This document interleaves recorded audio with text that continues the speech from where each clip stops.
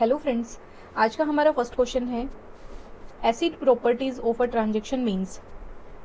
Database के अंदर जब हम डेटाबेस मैनेजमेंट सिस्टम की बात करते हैं कि पूरा डेटाबेस मैनेज रखा जाए, मैनेज किया जा सके, उसके अंदर कोई प्रॉब्लम नहीं हो, तो इसके लिए हम ये चाहते हैं हर डीबीएमएस एक एसिड प्रॉपर्टी को फॉलो करे।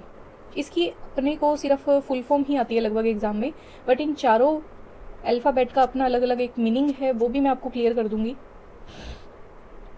ए का मतलब होता है एटोमिसिटी। एटोमिसिटी का क्या मतलब होता है?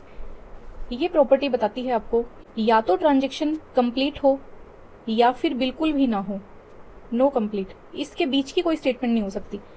जैसे कई बार हमने ऐसे लोग देखे ना जो बातें घुमा घुमा के करते हैं, तो हम क्या बोलते हैं, भाई तुझे सहायता करनी है तो तू हाँ कर, वरना तू सीधे सीधे शब्दों में ना कर दे। या तो 100% या फिर 0%, बीच वाली बातें मत करो, घुमाने वाली बातें मत करो। वो होता है एटोमिसिटी। अगर हम डेटाबेस पे कोई ट्रांजैक्शन करना चाहते हैं, डेटाबेस से कोई डेटा एक्सेस करना चाहते हैं, उसे मॉडिफाई करना चाहते हैं, या तो आप उस ट्रांजैक्शन को कंप्लीट करो या फिर आप उसके हाथ भी मत लगाओ। ठीक है, ये इसका मतलब होता है। सी का मतलब होता है कंसिस्टेंसी। कंसिस्टेंसी का क्या मतलब होता है कि डेटाबेस के अंदर जो डेटा हमारा है वो कंसिस्टेंट है या नहीं है। फॉर एग्जाम्पल, एक स्कूल के अंदर एक टेबल है स्टूडेंट नाम से, एक है टीचर के नाम से, एक है एडमिनिस्ट्रेटर के नाम से, एडमिन के नाम से।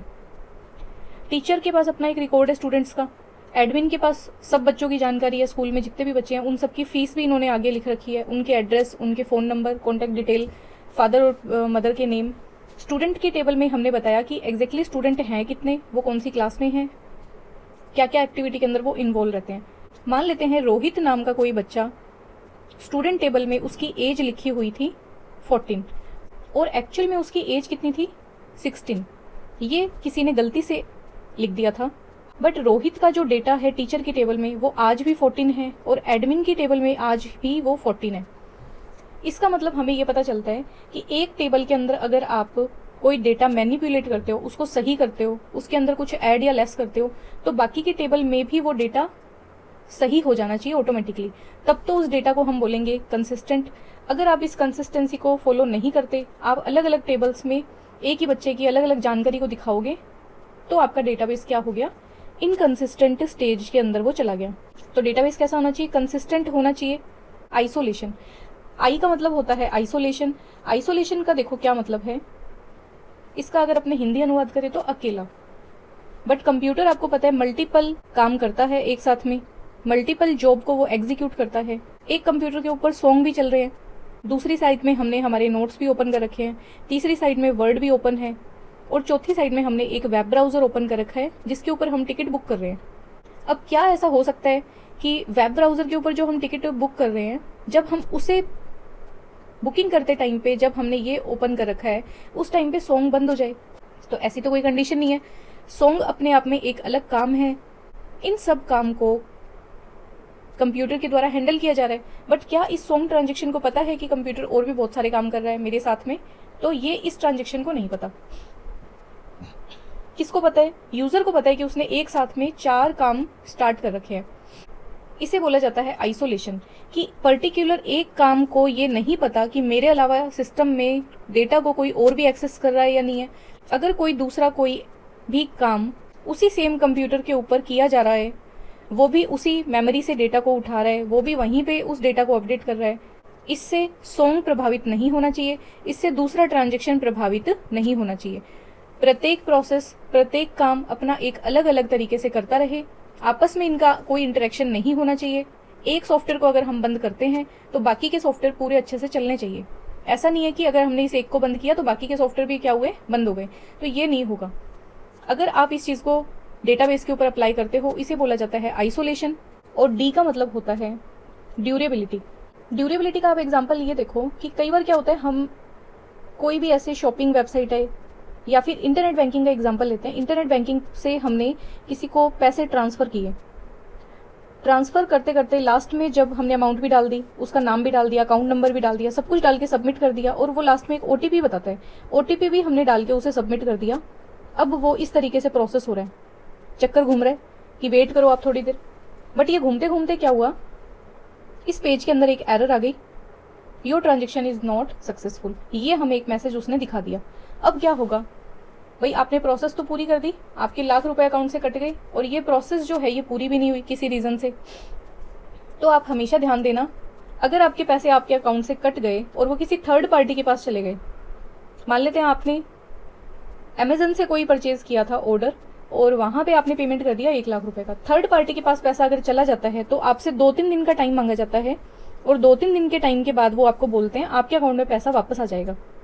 तो ड्यूरेबिलिटी का मतलब ये होता है, अगर आपका ट्रांजेक्शन सक्सेसफुल हो गया तो अच्छी बात है, अगर अनसक्सेसफुल रहता है तो आपके पास बैकअप प्लान होना चाहिए कि हमें इस एक यूजर का पैसा वापस देना है, ये ट्रांजेक्शन किसी रीजन से फेल हो गया था। इसे बोला जाता है ड्यूरेबिलिटी। तो अगर एक अच्छा डेटाबेस की हम बात करें, उसे एसिड प्रॉपर्टीज को फॉलो करना चाहिए, एटोमिसिटी, कंसिस्टेंसी, आइसोलेशन और ड्यूरेबिलिटी, और एग्जैक्ट आपसे इसकी डेफिनेशन ही पूछी जाती है एग्जाम में लगभग। यहाँ पे करेक्ट ऑप्शन हो जाएगा option number B. Next question, TCP IP is a network hardware, network software, none of these और प्रोटोकॉल। इसका फुल फॉर्म लिखोगे तो आपको आंसर पता चल जाएगा, ट्रांसमिशन कंट्रोल प्रोटोकॉल, और ऑप्लिक है इंटरनेट प्रोटोकॉल, ये इसका फुल फॉर्म है। एग्जैक्टली टीसीपी आईपी क्या है? तो प्रोटोकॉल का एक सेट है जिसे हम बोल सकते हैं set of rules. Correct option हमारा क्या हो जाएगा? देखो टीसीपी आईपी ऐसा कोई हार्डवेयर डिवाइस नहीं है, तो ये ऑप्शन गलत। ये कोई सॉफ्टवेयर भी नहीं है, ये भी गलत। ये एक रूल्स का सेट है। करेक्ट ऑप्शन हो जाएगा ऑप्शन नंबर 3। नेक्स्ट क्वेश्चन, 35.1 एक ऑक्टल नंबर है जिसे हमें कन्वर्ट करना है हेक्साडेसिमल नंबर के अंदर।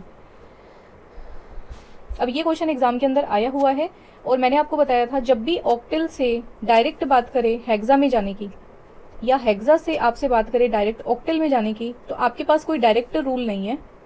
आप या तो बाइनरी का सहारा लोगे या डेसिमल का सहारा लोगे। हम लेते हैं यहाँ पे बाइनरी के एग्जाम्पल से।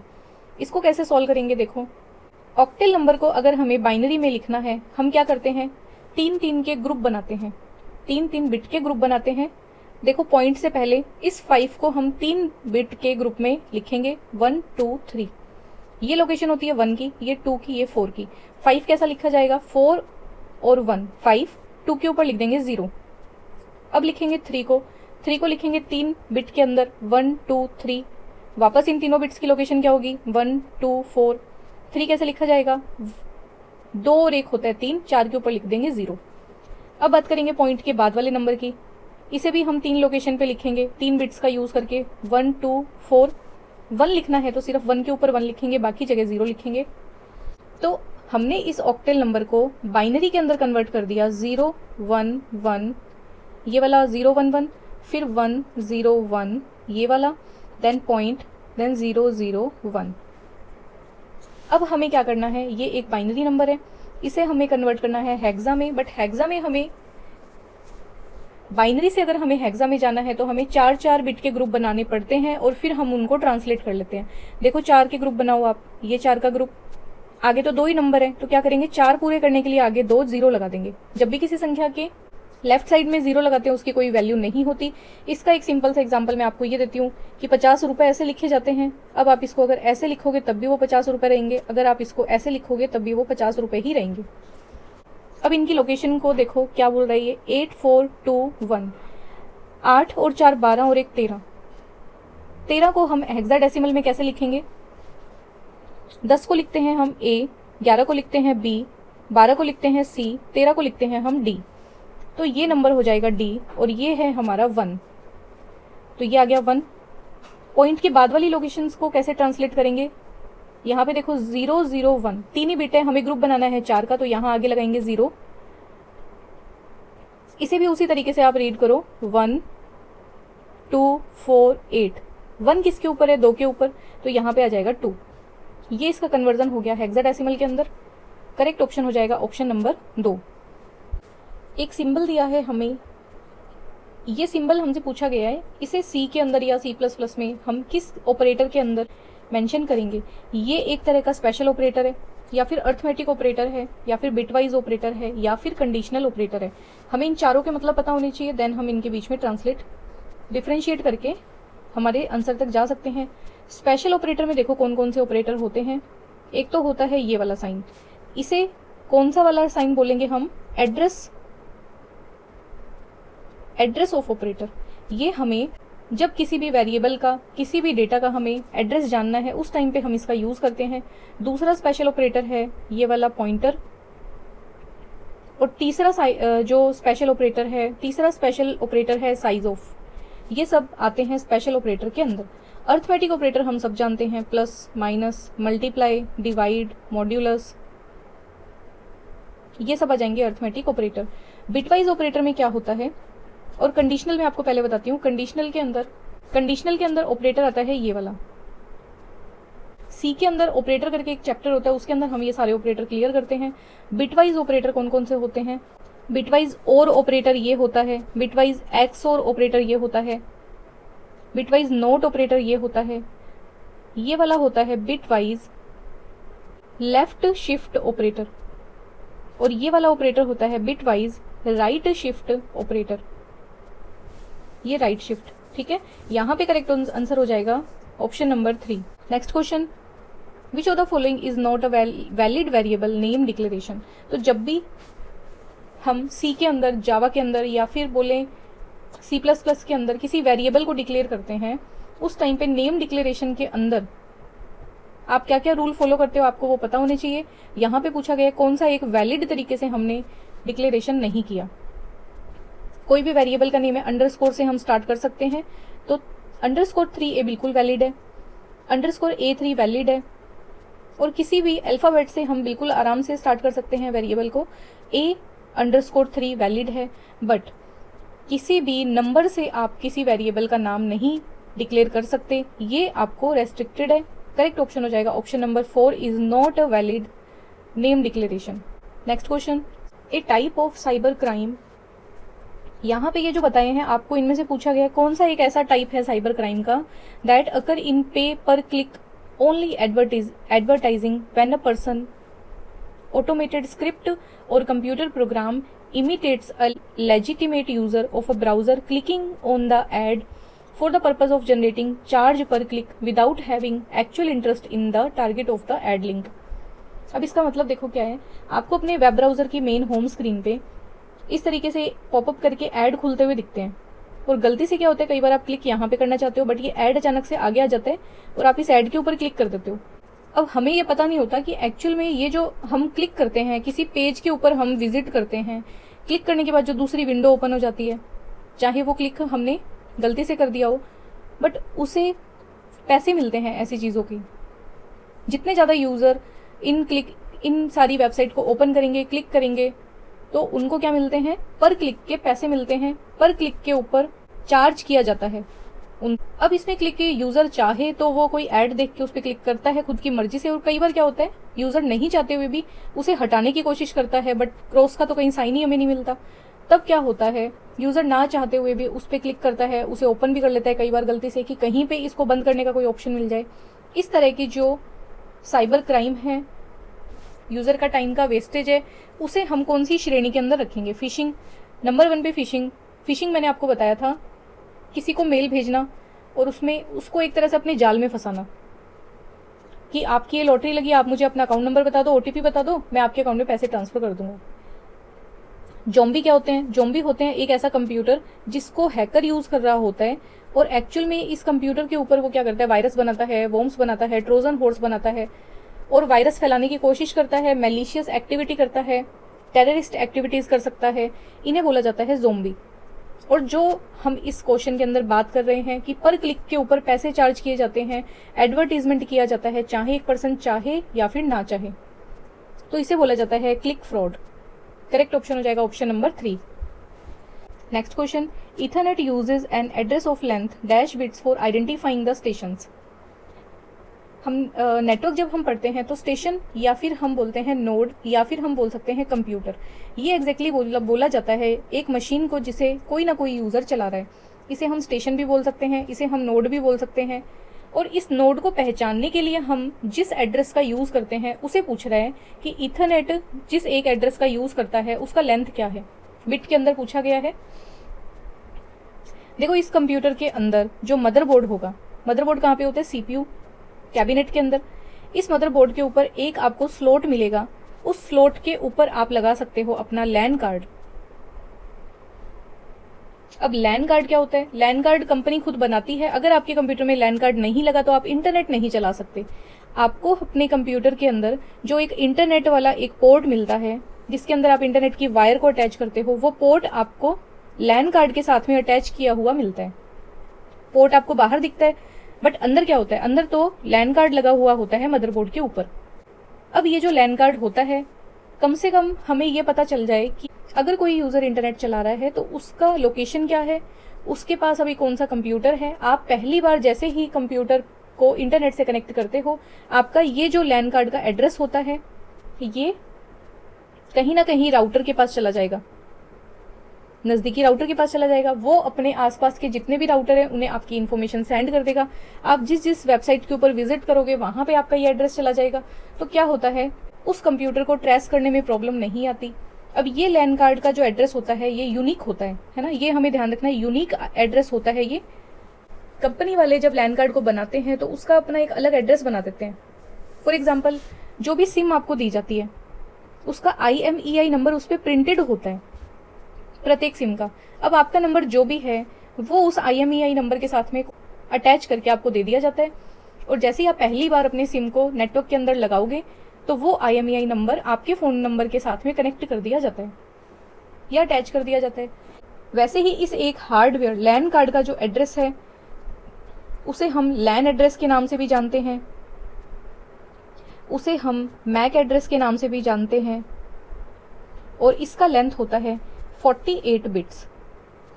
मोस्ट इंपॉर्टेंट क्वेश्चन है इसमें, या तो बिट्स से रिलेटेड क्वेश्चन आएगा या फिर आपको कहीं पे इथरनेट दे देगा, कहीं पे आपको लैन दे देगा, कहीं पे आपको मैक एड्रेस दे देगा। होता क्या है, एक हार्डवेयर डिवाइस है ये, इसके आगे लगा होता है इथरनेट वाली केबल जोड़ने का एक पोर्ट, और ये लगा कहाँ होता है? मदरबोर्ड के ऊपर एक स्लॉट के अंदर ये फिक्स होता है। जैसे हम रैम को डालते हैं मदरबोर्ड पे, वैसे ही जो लैन कार्ड है उसे आप एक स्लॉट के अंदर फिक्स कर देते हो। ठीक है, आप इन चीजों के बारे में ध्यान रखना, और अच्छा क्वेश्चन है ये, आ सकता है। नेक्स्ट क्वेश्चन, प्रथम पीढ़ी के जो कंप्यूटरों की प्रोग्रामिंग थी उसे किस भाषा में की गई थी? मशीन लेवल में या फिर हाई लेवल में? मशीन लेवल का मतलब 010101 इस तरीके से वो भाषा लिखी जाती थी, और हाई लेवल का मतलब इंग्लिश लाइक स्ट्रक्चर में, जैसे load A, add B, subtract C, इस तरीके से हम इंग्लिश के अंदर इंस्ट्रक्शन को दे सकते थे। तो प्रथम पीढ़ी की अगर बात करें, फर्स्ट जनरेशन की अगर बात करें, हम मशीन लैंग्वेज के अंदर प्रोग्रामिंग लिखते थे। यहाँ पे करेक्ट ऑप्शन हो जाएगा option number B। Next question, निम्नलिखित में से कौन सा गाइडेड ट्रांसमिशन मीडिया का एक उदाहरण नहीं है? पूछा क्या गया है, गाइडेड मीडिया का एग्जाम्पल पूछा गया है। गाइडेड मतलब उसको हमने दिशा दे दी कि तुझे इसी दिशा से जाना है। एक सेंडर यहाँ पे है, दूसरा रिसीवर यहाँ पे है, हमने उसको एक ही दिशा दे दी कि तुझे सिर्फ इसी दिशा से जाना है। तो गाइडेड मीडिया का एग्जाम्पल क्या है? Fibre optic. हाँ, क्योंकि गाइडेड मीडिया के अंदर क्या आएगा, मोस्टली आपकी वायर्स ही आती हैं गाइडेड मीडिया के अंदर, क्योंकि एक वायर को बिछा के आप दोनों कंप्यूटर के बीच में ही डिसाइड कर सकते हो कि एटलीस्ट डेटा इस वायर के अंदर से ही जाना चाहिए। अगर आप किसी डेटा को वायरलेस भेजते हो तो क्या होगा, तब आपको भी नहीं पता कि वो किस फ्रीक्वेंसी से कहाँ से होके जाएगा डेस्टिनेशन के पास में। ठीक है, तो सबसे पहली बात, गाइडेड मीडिया का मतलब वायर्ड ट्रांसमिशन की बात हम करेंगे। ऑप्टिक फाइबर वायर होती है, ये तो एक गाइडेड मीडिया का एग्जांपल है। कोएक्सियल केबल भी गाइडेड है, ट्विस्टेड पेयर भी गाइडेड है, बट इंफ्रारेड वेव्स ये आता है हमारा अनगाइडेड मीडिया का एग्जांपल। करेक्ट ऑप्शन हो जाएगा option number C। Infrared waves कौन सी होती हैं? मैंने आपको बताया था, टीवी को जब हम एक रिमोट से कंट्रोल करते हैं उस रिमोट में हम यूज करते हैं इंफ्रारेड वेव्स।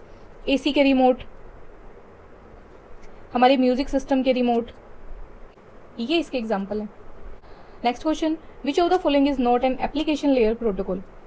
सबसे पहली बात की, ये कितने नंबर की लेयर है? इसे हमने बोला है OSI के अंदर, OSI मॉडल की बात करें तो इसे 7th लेयर बोला गया है, और ये एक ऐसी इकलौती लेयर है जो डायरेक्ट यूजर के साथ में इंटरैक्ट करती है। अब यूजर से इंटरैक्ट करेगी तो यूजर तो क्या है, एप्लीकेशन को यूज करेगा डायरेक्ट। हमें यूजर के लिए उन एप्लीकेशंस को यूज करने के लिए अलग अलग प्रोटोकॉल बनाने पड़ते हैं। अगर यूजर कहीं दूर बैठा है और उसे अपने घर पे रखे हुए, ऑफिस में रखे हुए कंप्यूटर को यूज करना है तो वो किस प्रोटोकॉल का यूज करेगा? टेलनेट का। अगर यूजर को कोई फाइल भेजनी है तो वो फाइल ट्रांसफर प्रोटोकॉल FTP का यूज करेगा। अगर उसे इंटरनेट को चलाना है तो वो हाइपर टेक्स्ट ट्रांसफर प्रोटोकॉल का यूज करेगा। बट कौन सा एक एप्लीकेशन लेयर का प्रोटोकॉल नहीं है, तो उसे हम बोलेंगे ARP को हम एप्लीकेशन लेयर के अंदर यूज नहीं करते। ये बहुत ही इंटरेस्टिंग प्रोटोकॉल है और ये बहुत सारे एग्जाम में पूछा भी जाता है। इसका फुल फॉर्म आप देखो, एड्रेस रेजोल्यूशन प्रोटोकॉल। ये प्रोटोकॉल डेटा लिंक लेयर के ऊपर काम करता है और ये क्वेश्चन आपको इसलिए परेशान करेगा, कंफ्यूज करेगा, क्योंकि जैसे ही हम एड्रेस ट्रांसलेशन की बात करते हैं, एड्रेस रेजोल्यूशन की बात करते हैं, हम नेटवर्क लेयर से कंफ्यूज हो जाते हैं। बट ये डेटा लिंक लेयर का प्रोटोकॉल है। इसका मतलब ये होता है आपको अपना IP एड्रेस तो पता है, बट आपको पता करना है अपने कंप्यूटर का मैक एड्रेस। तब आप किस प्रोटोकॉल का यूज करोगे? ARP का। और इसके साथ में ही आपको लिंक करके एक और प्रोटोकॉल याद रखना है, वो है RARP। इसका फुल फॉर्म है reverse ARP, address resolution protocol. इसका मतलब है आपको जब अपना मैक एड्रेस पता हो, आपको ये पता हो कि आपका 48 बिट का मैक एड्रेस ये है, बट आपको अपना IP एड्रेस नहीं पता, इंटरनेट प्रोटोकॉल वाला एड्रेस नहीं पता। अब ये एड्रेस कब मिलता है? जब आप पहली बार अपने कंप्यूटर को नेट से जोड़ोगे, वो होता है IP एड्रेस। IP एड्रेस अगर पता है, आप मैक एड्रेस को जानना चाहते हो, तो आप ARP प्रोटोकॉल का यूज करोगे। अगर आपको मैक एड्रेस पता है, आप IP एड्रेस को का पता लगाना चाहते हो, आप यूज करोगे RARP प्रोटोकॉल का। बस ये एक छोटा सा कॉन्सेप्ट है जो बहुत कंफ्यूज भी करता है और एग्जाम में रिपीटेडली आता भी है। आपको वीडियो कैसा लगा आप मुझे ज़रूर बताएं।